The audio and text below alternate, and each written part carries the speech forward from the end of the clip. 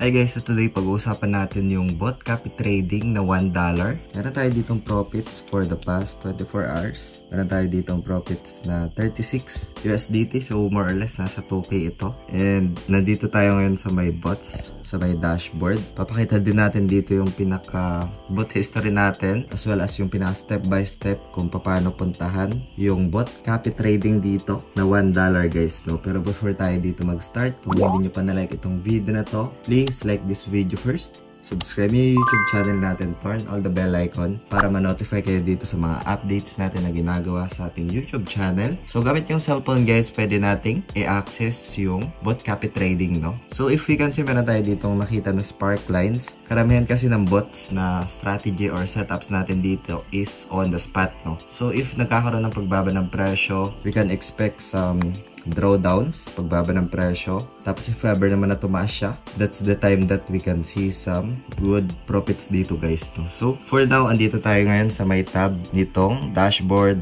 bot copy trading, create bot, tapos my bots guys, no? So puntahan muna natin yung home para ibigay ko dito yung pinaka step by step kung paano siya puntahan. So back muna ako dito, tapos back. So dito guys, andito ako sa my home, no? So yung official link naman ng application na ginagamit natin, lalagay ko na lang sa description ng video na to para mapuntahan nyo. Meron na rin pinaka trading fee discount and para na rin makaiwas sa mga phishing links online guys, no? So home lang ako dito, ayan, and then punta lang ako dito sa my more.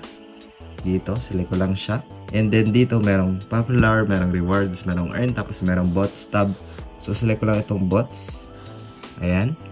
So, nandito na tayo sa may bots. Meron tayong makikita dito na bots option na ito. So, select ko lang ito. Ayan. And ayan. So, mapupunta tayo dito sa pinaka-dashboard na to, no? So, if first time mo lang ma-access to, walang pinaka total bot assets, no? So, para magkaroon dito ng pinaka-ideas lang, again, itong video natin today guys is just for ideas, for reference, and does not qualify as an investment or financial advice. Hope you get some ideas dito. May mga nagre-request kung ano yung pinaka-lower na trading bot setup.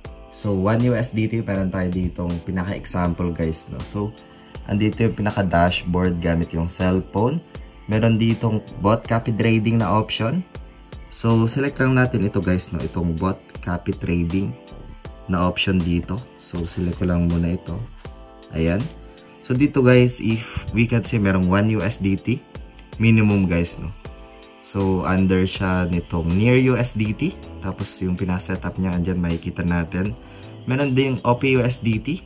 2 USDT lang yung pinaka-minimum niya dito. And as we can see, it's free. So, pwede mong i-copy ito for free. And like for example, select ko lang to. So, ito yung pinaka-progress and results, no? Yung pinaka-spark lines niya. Ayan, so merong free. And meron ditong pinaka-details, no? So, simple as that. Once you selected that free, mapupunta kayo doon sa pinaka-dashboard ng executions, tapos create order lang guys, no? So, simple as that. That's 1 USDT example dito. Hanap lang ako dito, other example. Ayan, tapos punta lang ako dito sa may create bot, no? So, like for example, dito sa baba, merong other option ng create bot. Ayan, tapos dito sa spot grid. This is just an example, guys, no? With the use of AI naman dito, so select natin itong AI. Meron naman ditong, like for example, ito 14 USDT. 14.48 USDT. Ang pinaka-minimum. So, like an example lang doon sa pinaka-steps, no? So, like use. And then, pagkatapos nyan, copy to manual creation, meron ditong option, no? So, select ko lang to. Ayan. So, andito yung pinaka-price range niya na guys, no? Tapos yung pinaka-number of grids. Tapos yung pinaka-kailangan mo na USDT, which is, ayan. So, more than 14.48 USDT. So, like for example, meron akong pinaka-USDT sa spot. So, transfer ko muna dito. Ayan. So, lagay lang ako dito ng maybe 15, no? So, 15, confirm, and confirm transfer. So, yun, na-transfer na yun, guys. Back muna tayo dito. Ayan, meron na tayong 15 USDT na available, no? So, eto. So, select ko lang ito papunta dito. And, meron ditong create order, no? Create order, confirm, and parameters confirmation, confirm. So, created successfully na guys. As we can see, magre-reflect na siya dito sa current bots natin, no? So, as mentioned kanina, dun sa bot history natin, papakita natin dito yung mga results, no? Performance. So, select ko lang itong pinaka-bot history. Ayan. And then, meron tayo dito mga cleanos, no? Like, for example, ito, profit. Meron din tayo negative. Ayan. Meron tayo dito mga profits. So, ito is 24 USDT. Automated na to guys, no? So, meron din tayo dito 6 USDT, 7 USDT, 4 USDT, and meron din tayo ditong negative, ayan. So, 8 USDT. And dito sa current bots guys, sa taas, dito natin makikita yung mga na-setup natin na bots, no? So, like for example, dito sa my bots tab lang, ito, dyan sa baba. So, balikan natin yan para puntahan yan. Let's go back muna tayo dito. Tapos back. Ganun lang guys, no? So, home lang ulit. Tapos, punta tayo dito sa more. And then, dito sa my bots tab. Ayan. And then, bots, no? So, pagkatapos nyan, ayan, makikita na natin dito yung dashboard natin. Yung pinaka-spark lines, yung pinaka 24-hour PNL or profit and loss, and other details pa dito guys, no? So, hope you get some ideas dito sa quick video natin today. Kung meron kayo mga questions, feel free to ask lang.